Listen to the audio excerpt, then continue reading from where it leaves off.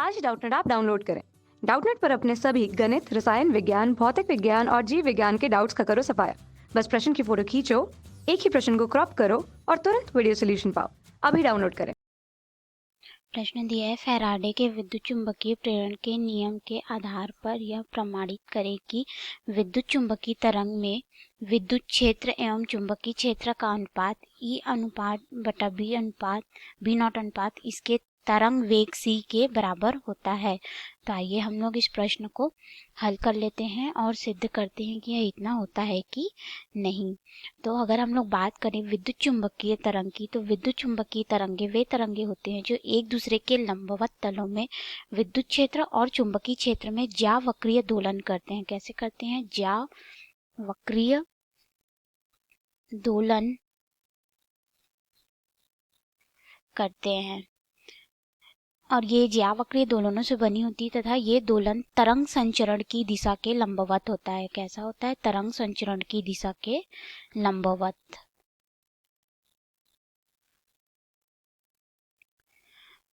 अगर हम लोग बात करें कि एक समतल में विद्युत चुंबकीय तरंगे किसी एक क्षण विभिन्न बिंदु B एवं E के मान ज्यावक्रीय विधि से एक निश्चित बिंदु से दूसरी पर निर्भर करती है। ठीक है, इस प्रकार किसी निश्चित बिंदु B एवं E का मान समय के साथ ज्यावक्रीय परिवर्तन के अनुसार परिवर्तित होता है।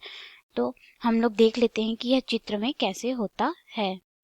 इस तरह से चित्र में जो y अक्ष होता है वो चुंबकीय क्षेत्र को और जो b अक्ष होता है वह y अक्ष जो होता है वो विद्युत क्षेत्र को और जो z अक्ष होता है वह विद्युत चुंबकीय क्षेत्र की दिशा को दिखलाता है। और यह x जो रहता है वह हमें वेग को बताता है और ये दोनों ये हमारे तरंग संचरण की दिशा है, इसके लंबवत दोनों इस तरह से गति करते रहते हैं। यहाँ का अधिकतम मान हम लोग E0 से दिखाते हैं और चुंबकीय क्षेत्र के जो तरंग होते हैं उनका अधिकतम मान को हम लोग B0 से दिखाते हैं। अगर हम लोग बोले कि ये आंतरिक तरंगों में कणों के विस्थापन y को जिस तरह से प्रदर्शित करते हैं, हम लोग यांत्रिक तरंगों में y के यानी कि कणों के विस्थापन को कैसे प्रदर्शित करते हैं? y बराबर a साइन k x ऋण ओमेगा टी के द्वारा प्रदर्शित करते हैं। ठीक है, जहाँ पे ए जो रहता है अधिकतम आयाम को दिखाता है, साइन जो रहता है वो ज्यावक्रीय को बताता है, के जो रहता है यह हमें बतलाता है कि ये 2π/λ यानी कि किस तरंग दैर्ध्य से यह जा रहा है, एक्स जो है वो दूरी को बतलाता है और ओमेगा टी जो रहता है यानी कि कोणीय आवृत्ति को दर्शाता है या कोणीय वेग को दर्शाता है। टी जो रहता है वह समय के सापेक्ष किस दिशा में जा रहा है इसको बतलाता है। ठीक है, तो अगर हम लोग इसी गणितीय रूप को विद्युत चुंबकीय तरंगों में E एवं B के मान के लिए अगर प्रदर्शित करें तो यह कैसे हो जाएगा? विद्युत क्षेत्र के लिए अगर हम लोग देखें तो विद्युत क्षेत्र E बराबर हो जाएगा यह E0, क्योंकि अधिकतम मान जो है वो E0 है, साइन k x ऋण ओमेगा टी। और अगर हम लोग इसी को चुंबकीय क्षेत्र के लिए देखें तो चुंबकीय क्षेत्र जो कि हम लोग B से दिखाए हैं ये हो जाएगा B0 साइन k x ऋण ओमेगा टी। इस तरह से हम लोग इसको प्रदर्शित करेंगे। इससे यह पता चलता है कि जो विद्युत चुंबकीय तरंगे हैं वह अनुप्रस्थ तरंगे हैं। कैसी तरंगे हैं? अनुप्रस्थ तरंगे हैं। अनुप्रस्थ तरंगे होती हैं। इनमें किसी भी बिंदु पर विद्युत क्षेत्र की दिशा चुंबकीय क्षेत्र की दिशा के लंबवत होती है, जैसा कि जो हम लोग का अनुप्रस्थ तरंगे जो होती हैं। ठीक है, अनुप्रस्थ तरंगों के अनुसार क्या होता है कि जो भी कण संचरण की दिशा के लंबवत गति करते हैं उसमें भी जो चुंबकीय क्षेत्र होता है, जो हमारा चुंबकीय क्षेत्र होता है और विद्युत क्षेत्र रहता है, वह एक दूसरे के लंबवत दिशा में होती हैं। ठीक है, और इनका जो तरंग संचरण की दिशा होती है वह एक्स के अनुदिश लंबवत होती है, इसीलिए इनको हम लोग क्या बोलते हैं? अनुप्रस्थ तरंगे बोलते हैं।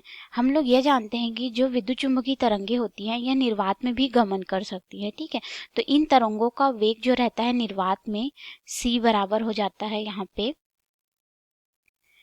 1/वर्गमूल म्यू नॉट ई नॉट, जहाँ पे म्यू नॉट जो है वह प्रदर्शित करता है निर्वात की चुंबकशीलता को और ई नॉट जो है वो निर्वात की विद्युतशीलता को दर्शाता है। अगर हम लोग यहाँ पे के की बात करें तो के जो है वह 2π/λ होता है, ठीक है।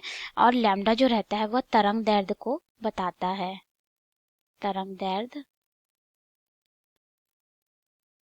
को बतलाता है। और जो ओमेगा होता है वह कोणीय वेग को बतलाता है या कोणीय आवृत्ति को हमें बतलाता है, ठीक है। जिसका यहाँ पे जो ओमेगा का मान होता है, अगर हम लोग ओमेगा के मान की बात करें तो ये होता है 2πn।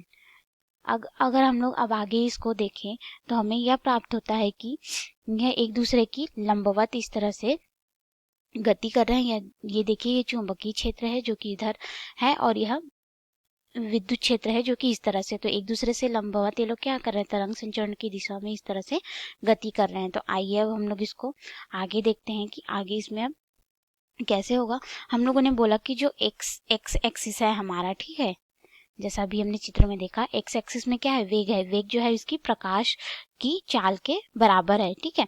अब अगर हम लोग इनके दोलनों को देखें, क्योंकि ये तो साइन है, साइन फलन में हमने इनको दिखाया और हम लोगों ने यहाँ पे ओमेगा और के को भी बतला दिया है। तो अब अगर हम लोग इनके दोलनों के बारे में बात करें तो इनके जो दोलन होंगे वो इस तरह से होंगे। जो हमारा विद्युत क्षेत्र क्या है, वाई एक्सिस में है, ठीक है, वाई अक्ष में है, तो ये हो जाएगा ई वाई बराबर ई नॉट साइन के एक्स ऋण ओमेगा टी है। अब हम लोग क्या करेंगे, के की जगह पे यहाँ पे मान रख देंगे।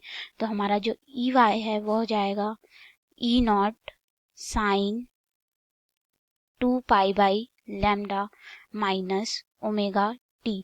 ओमेगा टी की जगह हम लोग इसको 2πn कर लेते हैं, ठीक है।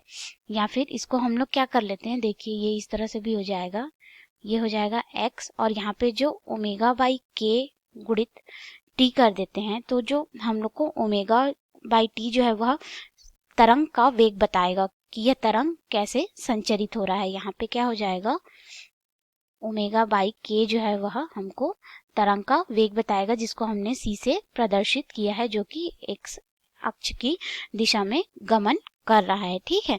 और जो ओमेगा होता है वो कोणीय आवृत्ति होती है, लैम्डा तरंग दैर्ध्य को बतलाता है। अगर हम लोग यहाँ पे बात करें ओमेगा बटे के की, तो यह क्या होता है, ओमेगा का मान होता है 2πn।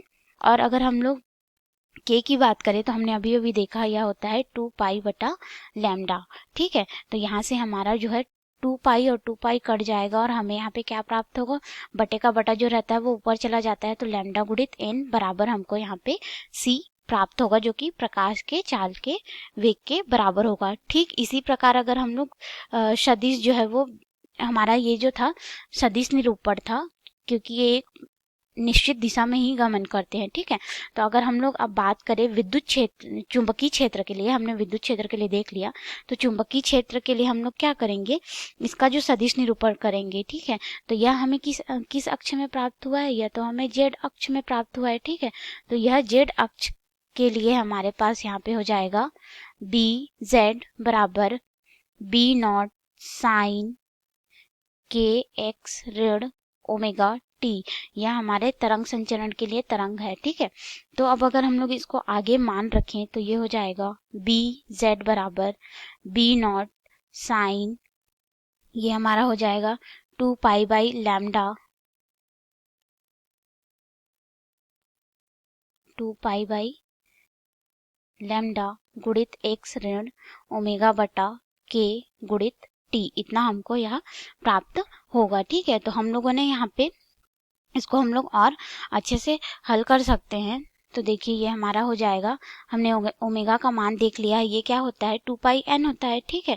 तो जिसको हम लोगों ने यहाँ पे n पाई बराबर c किया है, तो इसका मान हम लोग यहाँ पे रख देते हैं। तो हमारा जो बी जेड होगा उसको हम लोग इस तरह से भी दिखा सकते हैं, बी जेड बराबर हो जाएगा बी नॉट साइन यहाँ पे हमारा अगर हम लोग मान रखें, ठीक है, तो ये जो 2 पाई/लैम्डा है इसको हम लोग क्या कर सकते हैं, बाहर निकाल सकते हैं, क्योंकि इसमें भी वही चीज़ आएगा, तो हम लोग इसको पहले बाहर निकाल लेते हैं। यानी कि हम लोग चुंबकीय क्षेत्र को किस तरह से और प्रदर्शित कर सकते हैं ये हम लोग देख रहे हैं। तो ये हो जाएगा 2 पाई/लैम्डा x ऋण, इसका जो मान होता है वो क्या होता है, c प्रकाश के चाल के वेग के बराबर होता है। इस तरह से हम लोग इसको प्रदर्शित कर सकते हैं। तो आइए अब हम लोग इसको आगे हल करते हैं। अब हम लोग यहाँ पे देखेंगे जो हम लोग की प्रकाश की चाल होती है, ठीक है, वह क्या होती है कि दोलनी विद्युत क्षेत्र और चुंबकीय क्षेत्र में संबंध को बतलाता है। तो इस संबंध के बारे में मैक्सवेल ने बतलाया। किसने बतलाया हमको यह?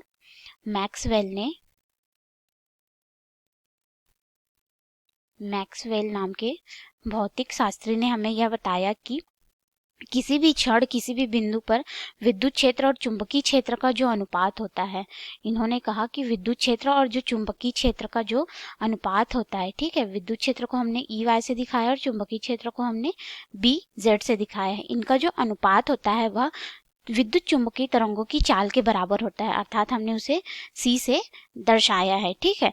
अब अगर हम लोग इनके अधिकतम मान को यहाँ पे रख दें तो हमें यहाँ क्या प्राप्त हो जाएगा, हमें यहाँ पे प्राप्त हो जाएगा यह E0/B0 बराबर C। तो हमें इन्हीं का अनुपात पूछा गया था प्रश्न में, जिस अनुपात को हम लोगों ने यहाँ पे सिद्ध कर दिया कि जो हमारा चुंबकीय विद्युत क्षेत्र होता है और चुंबकीय क्षेत्र का जो अनुपात होता है वह प्रकाश के चाल के बराबर होता है, जिसका मान हम लोग को पता है। प्रकाश के चाल का मान क्या होता है, C बराबर 3 × 10⁸ मीटर प्रति सेकेंड, इतना इसका मान होता है। और प्रश्न में हमसे यही पूछा गया था सिद्ध करने के लिए, और हम लोगों ने इसको सिद्ध कर दिया। आपको समझ में आया होगा। धन्यवाद।